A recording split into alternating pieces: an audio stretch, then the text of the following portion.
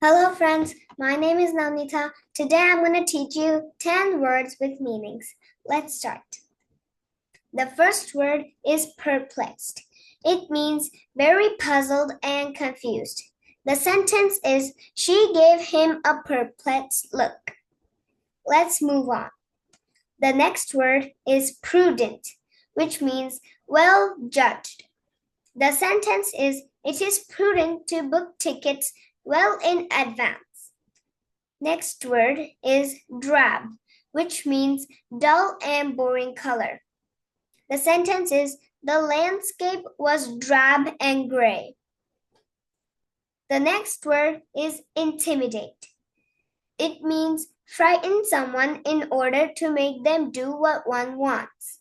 The sentence is, he was not a person to be easily intimidated. The next word is juvenile, which means a young person. The sentence is, juvenile crime has increased in the area. The next word is devious, which means showing skillful use of tactics to achieve goals. The sentence is, they have devious ways of earning money. The next word is unanimous, which means two or more people fully in agreement. The sentence is, we were unanimous in our decision. The next word is crud, which means unpleasant substance.